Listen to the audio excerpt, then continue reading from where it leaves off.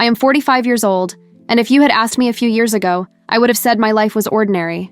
Not happy, not tragic, just functional. I live in a single-story house on the outskirts of Madison, Wisconsin. When I moved here after the divorce, I thought I was choosing stability, silence.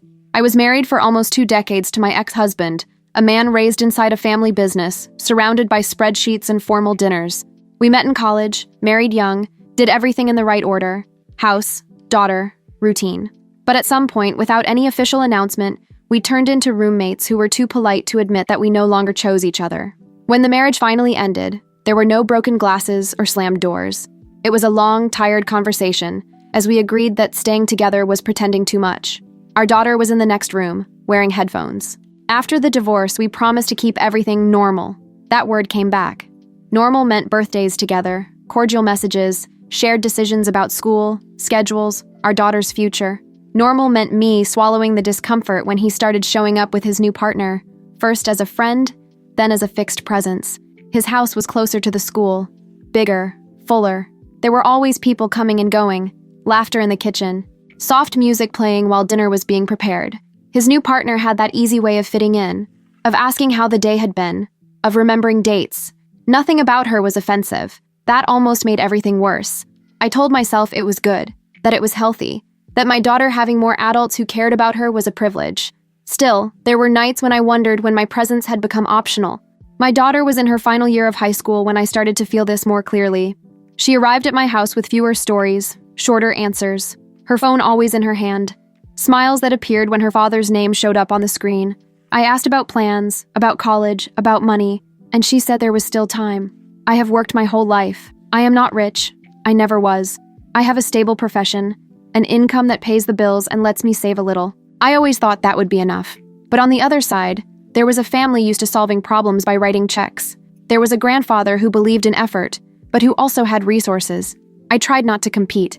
I tried to be the firm mother, the one who teaches limits. At family meetings, I was no longer consulted first. Decisions seemed to happen in side conversations. In messages I only saw later. I was still there, but as someone who watched, someone who agreed, someone who did not get in the way.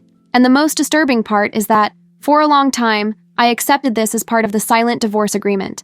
I thought it was the price of peace. I just did not realize that this peace was being built on top of my silence. The event did not seem like a big deal when it was scheduled, a senior talent recital. One of those commitments the school announces weeks in advance, but that almost always ends up in the middle of the week at an inconvenient time. Still, when my daughter told me she would be playing the piano, I felt pride. She has played since she was little. It was never forced. One day she asked for lessons. Another day she was already spending hours repeating the same sequence until she got it right. During the week of the recital, I wrote the time down in my planner. Big letters. Friday, early evening. I told her I would be there. I said it without thinking twice. In my head, that was already settled. The problem was that the day did not obey my head. Work ran late. A deadline that could no longer be pushed. A nervous client. A meeting that was supposed to last 30 minutes and dragged on past 6 p.m. I checked the clock every 5 minutes, feeling that anxiety rise. I thought about leaving anyway. I thought about dropping everything. I also thought about the bills, my record as the responsible employee, the difficulty of explaining yet another early departure. I told myself there was still time, that recitals always ran late, that her father would already be there, that someone from the family would be. When I finally left the office, it was already dark. I drove too fast and halfway there, called her father. I wanted to confirm whether he was in the auditorium. He answered and said he was at the hospital with his partner, that the appointment had taken longer than expected. I hung up with my heart racing. When I arrived, the parking lot was almost empty.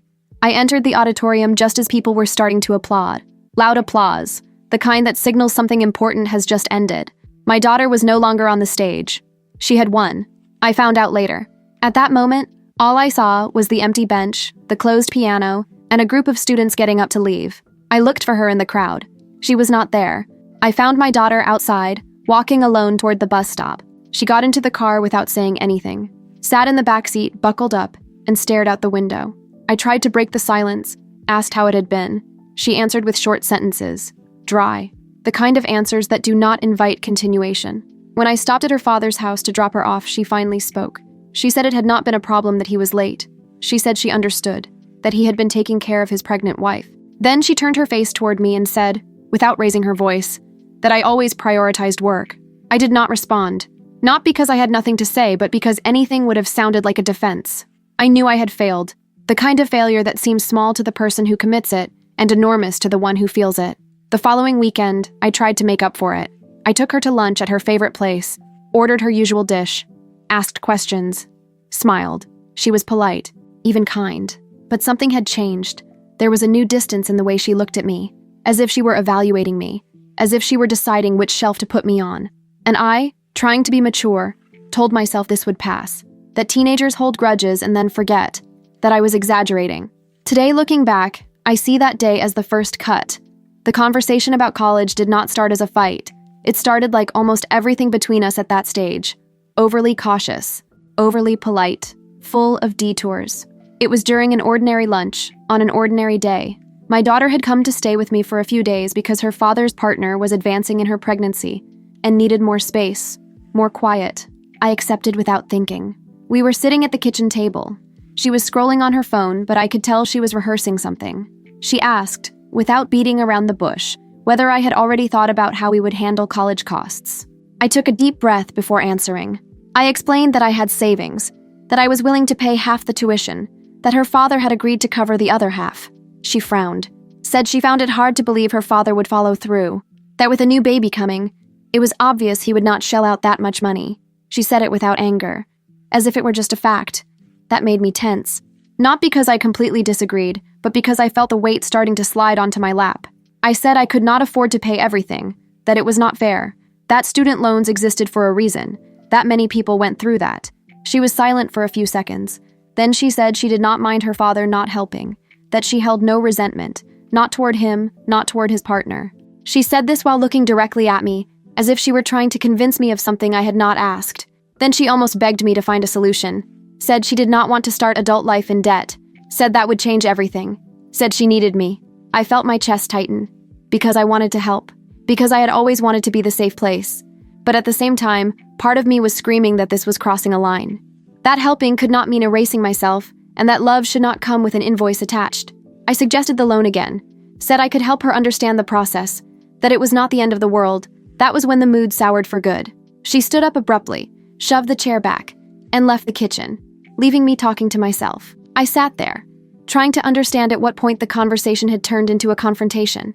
That afternoon, we barely spoke. I thought about knocking on her door, thought about apologizing for something I did not know exactly what it was, thought about standing firm. In the end, I did nothing. The next morning, I woke up and the house was too quiet. Her room was empty. Her things were gone. I called her phone with my heart racing. She answered and said she was with a friend, that she would come back later. When she returned, close to lunchtime, she came in different, too upbeat, with a smile that did not match the day before. I asked what the excitement was about, trying to keep up. She placed something on the table, a small object. It was a family heirloom, something that had crossed generations, something that had never been just an object. And in that instant, I knew the conversation about money was far from over. I spent a few seconds staring at the object on the table without touching it. My daughter pulled out a chair and sat down, waiting for my reaction like someone who believes they have brought a brilliant solution. She explained too quickly. Said she had found the piece in the attic while looking for old boxes. Said she had taken it to a friend to be evaluated. It was worth enough to pay for all of college. Everything. Tuition, fees, books. She said this with a smile that mixed relief and expectation. It had belonged to my mother. Before her, to her mother. It was not something that stayed on display. It had always been kept away. My daughter kept talking, explaining how that would solve everything. Said it made no sense to leave something sitting around when it could be useful. She used that word, useful, as if she were describing an old appliance. I wondered if I had failed to explain what that represented. I said it was not for sale, that it was not an option, that the object did not exist to pay bills, no matter how important they were. She shot back immediately, said sentimentality did not pay tuition, said I was being selfish, that it was easy to defend values when it was not my future at stake. I held my ground, said that decision would not change and that I did not want to discuss it anymore. That was when I saw something on her face I had never seen before. It was not pure anger. It was disappointment mixed with calculation, as if she were mentally reorganizing the place I occupied. She got up without saying anything else and went to her room. A few minutes later, I heard drawers opening and closing, a suitcase dragging across the floor. I went to the door and asked what she was doing. She said she was going to her father's house, that there at least nobody put objects above people. I tried to argue, said she did not need to leave like that we could talk later. She did not answer, just kept packing. When she left, she walked past me without looking me in the eye. At that moment, I still believed it was just a bad phase, an ugly argument that, over time, would settle. I had no idea that refusal would be used as a weapon against me. After my daughter went to her father's house, the days became strange. There were no angry messages, no dramatic calls. There was silence. She replied only what was necessary. Yes. No. I'll talk later. Her father did not call me to talk about it. That said a lot, too. We kept functional communication, as always, but nothing beyond that. When I mentioned college, he dodged. When I talked about the heirloom, he said he did not want to get involved. That sentence irritated me more than if he had taken sides. Not getting involved was a choice. My daughter no longer came to spend weekends with me, said she was busy, that she had commitments, that she would let me know later. I tried not to sound needy when I asked. One afternoon, I stopped by her father's house to drop off some old documents I had. I did not plan to go in, but I ended up standing at the door for a few minutes. The house was full. Voices in the kitchen. Laughter. My daughter was sitting at the table, chatting animatedly with his partner, gesturing, smiling. When she saw me, the smile faded, but did not disappear. She came to the door, took the papers, thanked me. She was polite, distant, as if I were a visitor. On the drive home, I cried in the car. Not long after, I received information about graduation. Not directly from her, I found out through an offhand comment from her father, during a conversation about logistics. He mentioned the event, talked about the ceremony, the time, all in a neutral tone. I waited for him to say something about tickets. He did not. Later, I messaged my daughter asking how parent entry would work. She replied that the school allowed only one guardian per student. Said she had chosen her father. Nothing else. No explanation, no apology. I read the message several times before replying. In the end, I wrote only that I understood. On graduation day, I tried to act as if it were just another day. Even so, close to the time of the ceremony, I felt a knot in my stomach. It was as if I were being erased from something. Later, I saw the photos. My daughter smiling, diploma in hand. Her father by her side, his partner present. Everyone aligned. I simply did not exist. That night, there was a party at her father's house. For that, I was invited. An invitation sent in advance as if it were just another social event. I went. Because not going also felt like a kind of defeat. The party was polite, people talking, good food, soft music.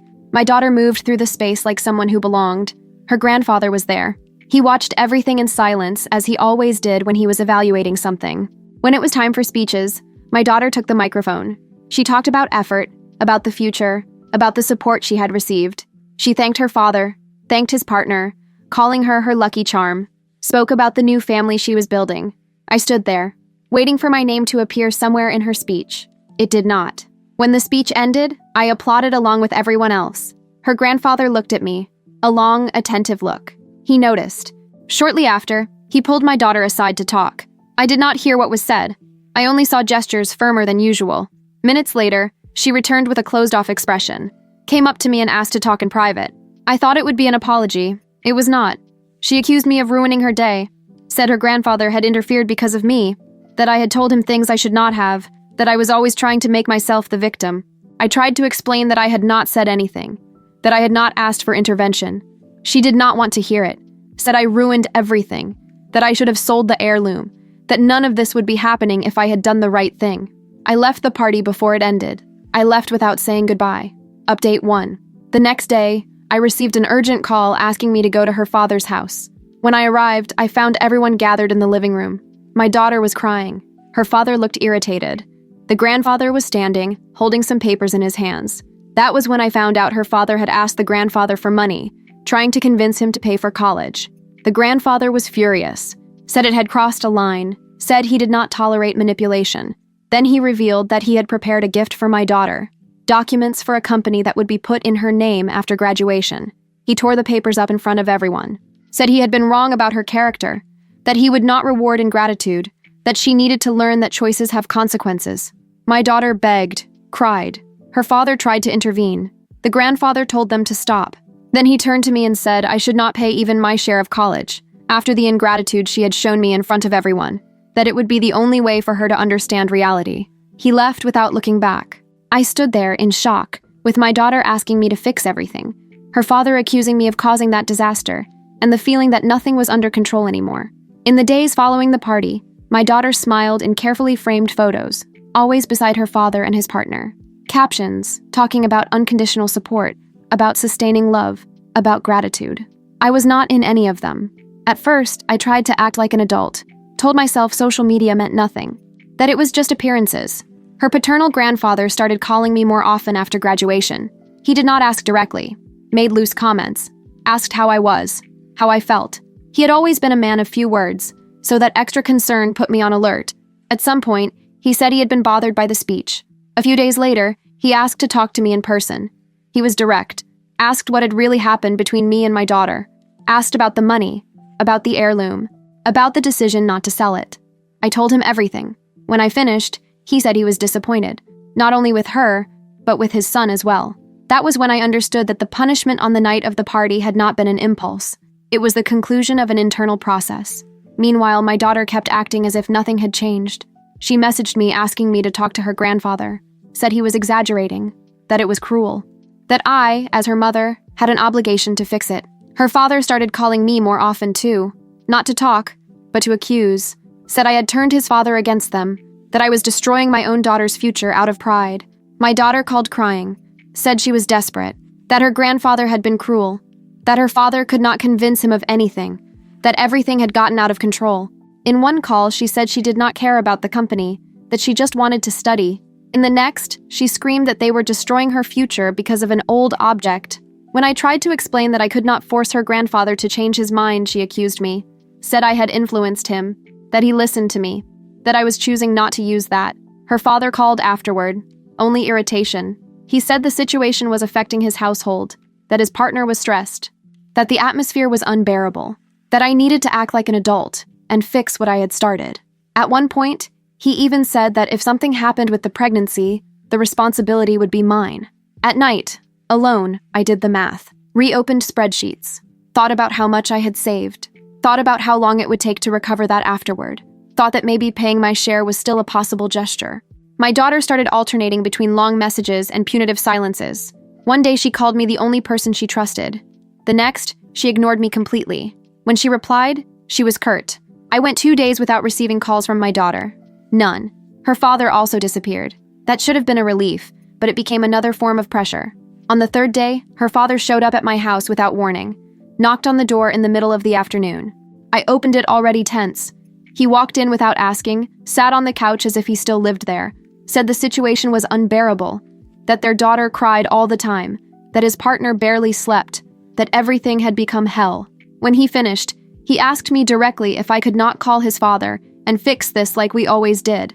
I said no, said I would not pressure anyone, said I did not think it was fair. He stood up, irritated, started pacing the room, ran a hand over his face, said I was being inflexible, that a real mother would do anything to protect her daughter's future. When he left, he slammed the door hard. That night, my daughter called again. Her voice was different. No crying, no yelling. Tired. She said she was afraid. Afraid of losing everything. Afraid of not being able to study. Afraid of disappointing everyone. I said I understood the fear, that it was legitimate, that I had also been afraid when I was young, but I did not promise anything. I did not offer solutions. And I realized, from the silence on the other end of the line, that this was not what she expected to hear. She hung up without saying goodbye. I discovered the first lie by chance. Her grandfather called me one ordinary morning and asked, almost casually, whether I had really refused an invitation to the graduation ceremony. When I said I had never received any invitation, there was silence on the other end of the line. He told me, without going into details, that my daughter had presented a different version of events, that I had been cold, that I had refused to help financially despite having the means, that I had rejected the invitation out of pride, that now I was playing the victim. As he spoke, I felt anger, disbelief. I said I needed to show him something, messages, conversations, dates. He agreed. We met 2 days later. I brought my phone, my computer, screenshots. I needed someone to see, someone to confirm that I was not going crazy. He reviewed everything in silence, read the messages, went back, read them again. He said only that he was deeply disappointed, not with me. That same weekend, the story left the family sphere. A coworker pulled me aside in the hallway, spoke quietly, embarrassed, asked if I was okay, said she had seen some videos. I did not understand right away. Videos of what? She explained. Said my daughter had posted several videos on a social network, talking about how she had grown up with a manipulative mother, how she had been emotionally neglected, how I controlled her using money and guilt, how I had destroyed her opportunities because of a sick attachment to material things. In one of the videos, she hinted at something inappropriate about my relationship with her grandfather. Nothing direct, just enough to raise suspicion. It was surreal. She spoke with confidence, used popular terms, made calculated pauses, cried at the right moments, comments calling me toxic, narcissistic, abusive. People who had never seen me formed a complete opinion about me in a few seconds. My phone started ringing, messages, some from people I knew, others from complete strangers, some defending me, many attacking. I did not sleep that night. I spent hours gathering evidence, not because I wanted revenge, but because I needed to defend myself. Old messages, records, entire conversations with context. Her grandfather also found out. He demanded the immediate removal of the videos. I did the same. I used formal language, mentioned defamation, legal consequences. My body shook as I typed. The next day, the videos were still there, with more views. Update 2. That was when the situation fully exploded. My professional reputation began to be affected. Clients canceled meetings. A contract was put on hold. That was the point when I realized this was no longer just about a mother-daughter relationship. It was about a crime.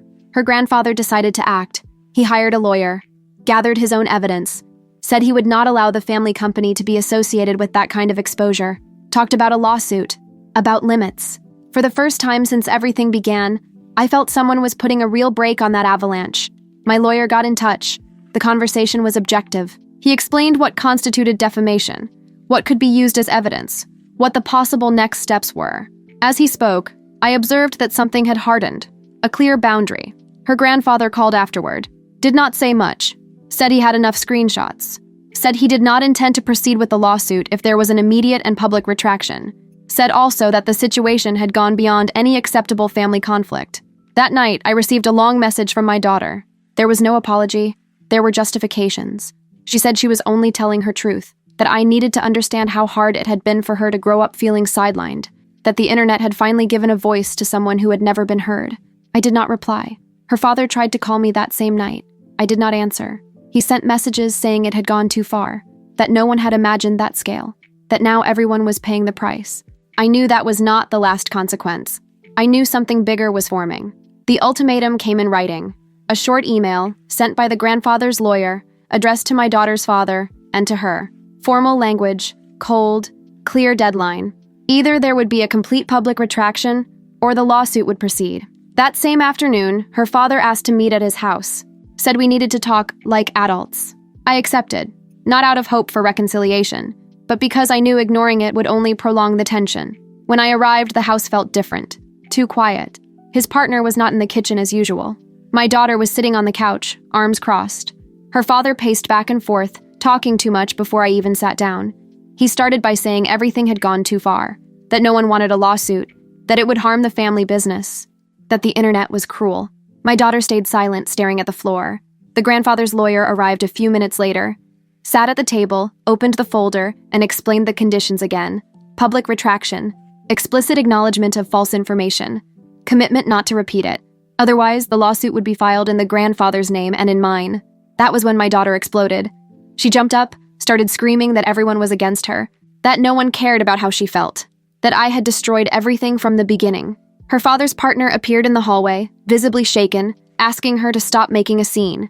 Her presence seemed to ignite something even more aggressive in my daughter. Words turned into accusations. Accusations turned into insults. Within seconds, the argument between the two spiraled out of control. My daughter stepped forward toward her father's partner, gesturing wildly. I saw when she pushed her. It was not an accident. It was an impulse full of accumulated rage. Her father reacted immediately, pushed my daughter, who fell to the floor. His partner started crying, holding her belly. After that, everything happened fast. Her father shouted that this had crossed all limits, said he could not keep his daughter in that house, that she was a threat, that she needed to leave immediately. My daughter cried, alternating between apologies and accusations. His partner nodded silently. The decision was made. The grandfather, when he saw the scene, simply said she would stay with him for now. My daughter went upstairs to pack without arguing. For the first time, she looked lost. Before leaving, she tried to talk to me, said she did not want this to have happened, that everything had gotten out of control. I listened. I did not respond. When the door closed, her father sat on the couch and started crying, loudly, said he did not want legal trouble, said maybe it would be better to cut ties if that was the price of peace. I left the house without saying goodbye. 2 days after that night, the lawyer called again. The situation had changed. My daughter, now at her grandfather's house, had agreed to the conditions. Not out of conviction, out of lack of alternatives. The retraction would be public, written, no hints. A simple text, acknowledging that she had distorted facts, that she had accused unjustly, that her posts had caused damage. The lawyer was clear. Either that, or the lawsuit would proceed. When the text was published, I saw it like anyone else. It was there, in the same place where the videos had been. Less emotion, less engagement, others saying it was too late. That same day, my daughter sent me a message, long, different from the others, said she now understood, that she had let herself be carried away, that she felt betrayed by her father, that he had suggested it might be better to distance himself from her to avoid legal trouble, that had been the final blow. I read it carefully. For the first time, I did not feel an immediate urge to reply. I responded hours later, said I needed time, that I was not ready to resume a relationship as if nothing had happened, that I still loved her, but that love did not erase what had happened. Not at that moment. She accepted it. At least she said she did. The break with her father was definitive. There was no public fight, no announcement. He tried to call a few times, then stopped. I heard through others that he was bitter, that he felt wronged, that he said he had lost his daughter and his father's respect at the same time. As the weeks passed, life began to find a kind of new rhythm. My daughter got a job near campus. I heard she had started therapy. I kept my distance, not out of revenge. Sometimes people ask if I regret it. If deep down, it would not have been easier to sell the heirloom, pay everything, avoid the chaos. Maybe it would have been, in the short term. But today I understand something it took me decades to learn. Love that has to be bought is not love.